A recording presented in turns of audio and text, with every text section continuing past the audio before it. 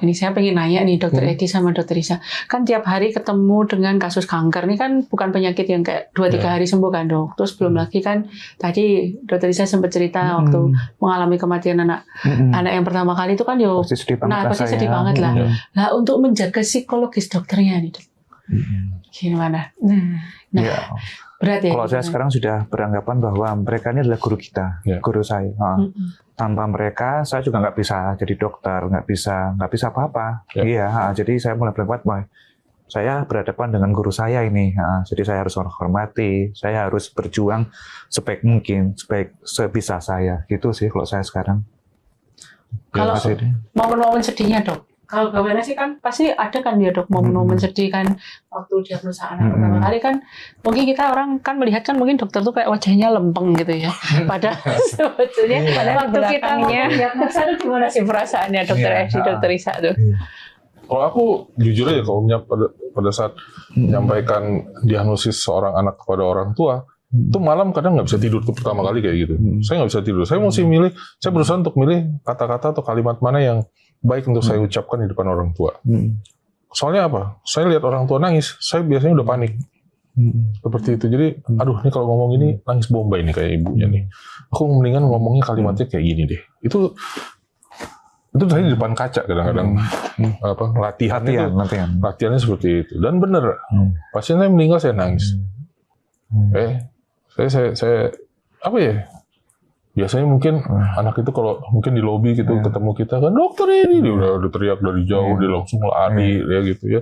Dia minta digendong, minta dipeluk karena kita udah ya bayangkan 2 tahun kita udah nggak mungkin kita bukan siapa-siapa mereka gitu ya. Itu mereka udah bagian dari hidup saya juga seperti itu. Dan tiba-tiba suatu hari aku nggak dengar teriakan itu lagi gitu. Itu menyedihkan sekali gitu ya. Dan kalau saya pernah seminggu tuh 10 pasien saya nggak ada. Itu saya stres sampai saya berpikir apa gunanya ya? Gue pinter-pinter tapi tetap aja pasienku nggak survive gitu, nggak bertahan gitu. Kayaknya apa ya? Nggak ada gunanya kayak gitu. Nah itu kalau saya udah sampai pada tingkat seperti itu biasanya saya self care, saya healing dulu. Dan untung healing saya gampang. Saya nonton 21, 2-3 film dalam satu hari. Dan satu studio ke studio lainnya aja udah selesai. Udah tuh, seger saya. Seperti itu. Jadi nggak besoknya saya tinggal tarik nafas. Oke, kita mulai lagi. Seperti itu sih. Dan yang kedua, mungkin saya juga mengajak teman-teman yang lain kan seperti Dokter Eni, seperti Dokter Kak Momo, sehingga kita harus akui bahwa kemoterapi kan bukan satu-satunya pengobatan kanker ya, tapi itu tadilah komunitas itu cukup penting sehingga nantinya kita bisa berjuang bersama-sama, jadi tidak sendiri lagi seperti itu. Jadi penanganan kanker itu nggak hanya sembuh bukan karena medis saja, itu makanya saya waktu itu pulang dari Belanda itu saya kembangkan apa yang namanya clinical, psycho, social, and spiritual program. Bahwa anak-anak ini sembuh tidak semata-mata hanya karena obat, tapi juga psikologis itu tadi, hati yang gembira itu tadi, ya secara sosialnya juga kita harus perhatikan orang tuanya gimana, tinggalnya di mana, itu mungkin aku nggak tahu situasi di Solo, apakah semua dekat ke Muardi atau nggak. Kalau di Jakarta itu kadang-kadang bukan orang Jakarta, itu dari provinsi yang lain, kita harus akomodir mereka dengan rumah singgah dan lain sebagainya, ya. Dan juga spiritualnya seperti itu. Jadi kita harus melibatkan ya tokoh-tokoh agama untuk ya berdoa lah, ya apapun itu. Kebetulan waktu di rumah sakit pas saya bekerja setiap minggu tuh ada tokoh-tokoh agama yang hadir ya untuk keempat agama yang diakui di Indonesia seperti itu. Jadi mereka bergiliran, nanti temuin pasiennya. Kemudian yaitu berdoa bersama, atau memberi kekuatan melalui ucapan-ucapan spiritual seperti itu. Ya itulah.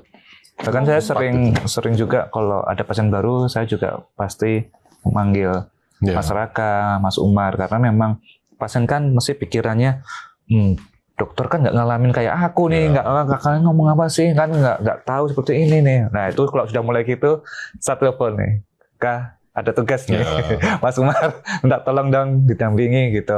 Jadi kalau sudah ada, apalagi yang udah besar-besar nih, udah ada remaja, itu kan sudah pikirannya dokter ini nggak tahu apa-apa, dia kan juga nggak sakit ya, mana bisa kan ngerti. Wah, kalau sudah gitu, teman-teman inilah yang nanti akan masuk. Selain teman-teman juga jangan lupa orang tua. Jadi makanya sekalipun mereka udah ya kayak gini ya, udah survivor, udah nggak di kemo lagi, mungkin nggak di rumah sakit, tapi silaturahmi kita tetap jalan. Itu yang terjadi untuk kanker. Kenapa? Karena ya itu tadi kata Mas Rizal bilang, mungkin ada yang sok teu gitu kan, kau nggak pernah di kemo, nggak pernah rasain di kemo, berani bilang nggak apa-apa gitu kan, nah, udah panggil aja yang pelakunya, gitu kan. Lalu orang tuanya, biasanya saya panggil tuh bapak ibunya, boleh tolong nggak, nih pasienku lagi gini, ibunya lagi sedih, lagi ini, anaknya baru ini, orang tua juga datang support ke orang tua yang lagi berjuang juga seperti itu ya. Jadi kita udah jadi bagian dari keluarga mereka, dan mereka juga bagian dari kehidupan kita juga sih. Itu yang makanya kita harus jaga silaturahmi. Ada nggak dok yang anak ini saking di kemo terus jadi musuh gitu sama dokter itu? Ini mau ngaku ini. Kita kenalkan tahap-tahapan ya dalam penerimaan untuk breaking bad news, maksudnya. Pertama kan tadi kan Mas Edi kan denial ya, masih pasti itu pasti. Ya tapi juga tergantung sih. Tergantung penerimaan dari denial, pasti penyangkalan mereka. Ada yang sampai ngamuk banget gitu enggak dok? Kalau ngamuk banget sih nggak ada ya sampai manting-manting ya, tapi mungkin masih dia ada pengalaman. Kalau aku istilahnya kalau yang baru-baru itu, kalau istilah kita tuh belum jinak. Sing ngawur-ngawur. Yang ini sampai jadi masih liar ini. Kita bilangnya belum jinak dulu, tapi lama-lama akhirnya mereka tahu bahwa menerima. Mereka tahu bahwa tujuan kita melakukan ini adalah untuk kebaikan dia. Lama-lama dia mulai bersahabat, lama-lama jadi dekat, lama-lama gitu kan. Ya, jadi memang ya itulah kita mungkin beda dengan dokter-dokter yang lain. Kita kadang-kadang mesti muka-muka konyol di hadapan mereka untuk membuat bahwa ya kita tujuan kita baik loh, kita bukan mau jahat-jahat kayak gitu. Momen yang berkesan dong sama pasien nih. Dokter Risa dulu. Iya, momen berkesan loh.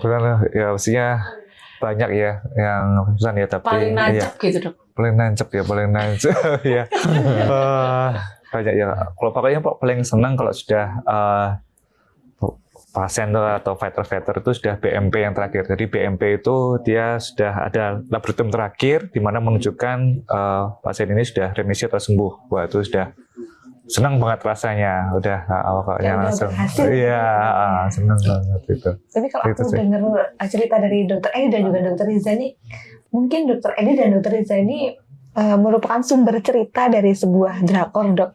Namanya drakornya itu adalah Hospital Playlist. Nah, di sana ada seorang dokter spesialis anak. Ketika pasiennya ini meninggal, dia bakalan nangis. Dan itu selalu berulang seperti itu. Dan nangisnya tuh lama banget, bahkan dia sampai stres gitu.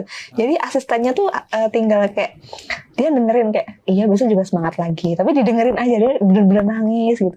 Bener-bener yang sedih banget gitu ya, Dok ya. Download Tribun X sekarang. Menghadirkan lokal menjadi Indonesia.